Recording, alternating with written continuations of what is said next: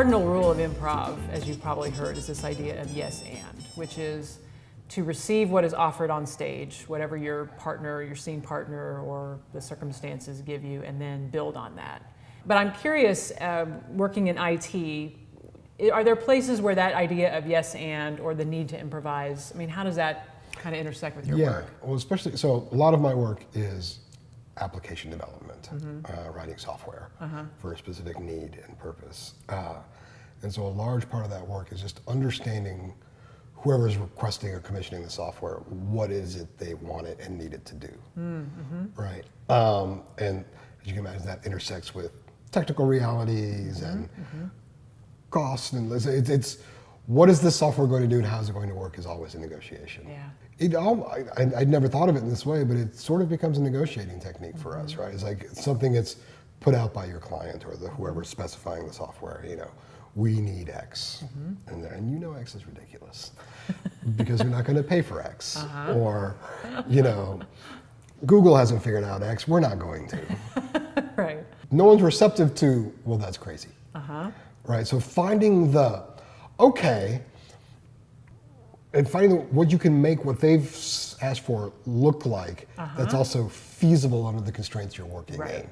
So not exactly yes and, but it's that kind of negotiation of, you've asked for, you know, as you're typing in the search, you know, bar, for the results to come up in real time against, you know, the giant database of stuff that you've got. Right. Right.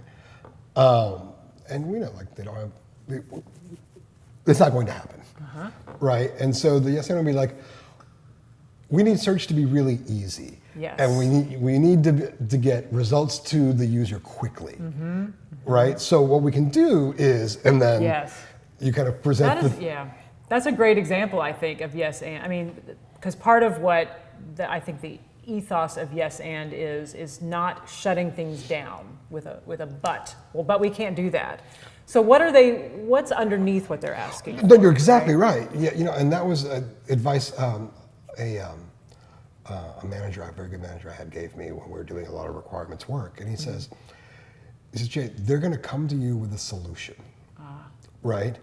Because everybody just wants a solution. And so whatever they thought up of, they're going to come to you and tell you you needed to do that. Your job is to figure out what problem they're solving. And then your value and expertise is what's the right solution to that problem. It may be the one they brought you, but it may not. I think there are so many areas of life where that can apply. I mean, even just in family relationships. Oh, no, absolutely. Yeah. You know, because you think about, especially with family dynamics, right? You know, and I tell this to my friends, like, it took a very long time for me and my parents to learn how to have a grown-up relationship with each other. Right, you know, and a lot of that came down to, you know, well, mom just said X, so clearly she means no, maybe not. You know, why did mom say that? Yes, yeah. I mean, the conversation is the most basic form of improv, and it's the thing that many, I mean, we all engage in it. We don't think of it as an improv, but, you know, I'm reacting to what you're saying. Good conversation is like that, not the where I'm waiting until you stop talking so I say what I planned, right? Which is what I think a lot of people do. And why I think improv is such a potent set of tools for our time, because I think conversation is an art form that maybe we're not indulging in it. Much of our interaction is mediated through some form of online interaction. And I won't say the pressure, but the tendency to craft, even in our most guarded moments, everything we do is still performative because we're still looking for a result for almost 90% of the time, right? But I think something about the online, it nudges, especially if you're prone to that, nudges you further along that path of being sort of performative or more explicitly performative and crafting your persona, message, brand. My friend Bruce, I had posted on Facebook that he learned after living in his house for 2 years that his blinds could be either raised from the bottom or lowered from the top. And he thought it was the greatest thing in the world. He was very excited. And I replied, and this was the truth. I said, what I want to say is I love these little moments of discovery and joy where you just have this moment and it's, oh, great. I said, but that's not really on brand for me. So Right. What I'm going to say is tomorrow Bruce learns he also has a back door.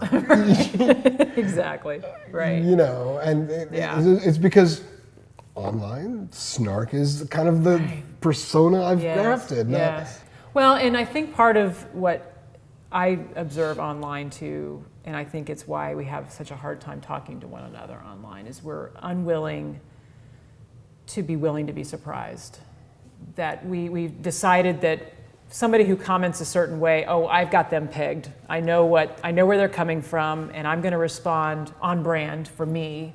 And I think,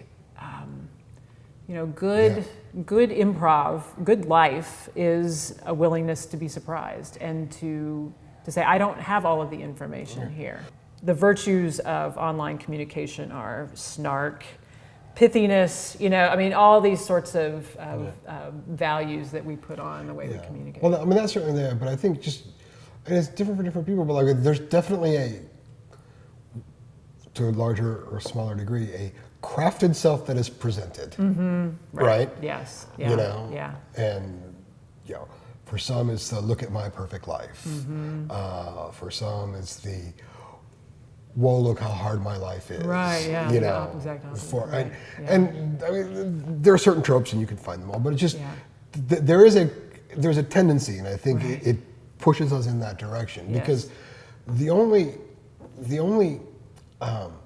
feedback mechanism is engagement of, if it's Facebook, it's did someone hit like, or if it's Twitter, did somebody retweet, kind of thing. There's no just seeing someone's reaction. Mm-hmm. Right.